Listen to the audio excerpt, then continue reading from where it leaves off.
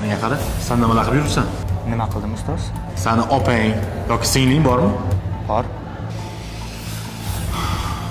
Kir ichkariga. Xo'p, hurmatli talabalar. Kimni opasi yoki singlisi bor? Qo'lini ko'tarsin. Deyarli hammada opa, singil bor. Shunaqami? Tasavvur qilib ko'ringlar. Ko'chada begona yigit bilan qo'l ushlashib yuribdi. Balki u yigit beldan ham quchoqlab olgan bo'lishi mumkin. Sizlarning opalaring yoki singillaringni bir tasavvur qilib ko'ringlar. Yo'q ustoz, nima deganingiz bu? Bu narsani tasavvur qilishni o'zi qiyin-ku. To'g'ri. Qizlarning fitrati shundan iboratki, qizlar qayerdan e'tibor va mehr olsa, o'sha tomonga qarab ketadi. Otasidan, akasidan, ukasidan yaxshi muomala ko'rgan, e'tibor ko'rgan qizlar hech qachon aldanib qolmaydi. Unga xohlasang Li 9 da bor, xohlasang Lamborghini da borib gaplashib ko'r, xohlasang eng qimmat gulda bor, hech qachon aldanmaydi. Chunki e'tiborni va mehrni, sevgini u o'z yaqinlaridan ko'rgan bo'ladi. Aksincha, mehr ko'rmagan qizlar qanaqa bo'ladi?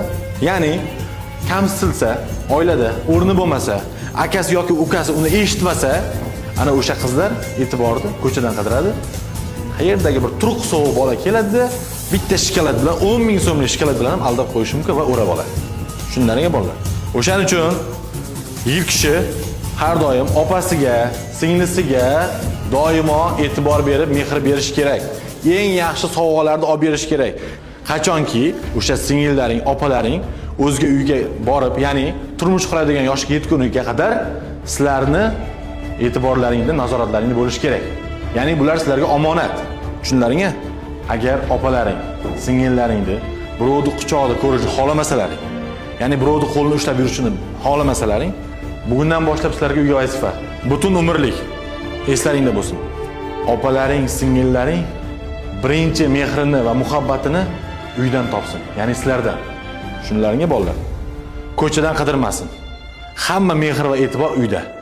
Ana o'shanda u qizni baxtli va kelajagi porloq bo'ladi.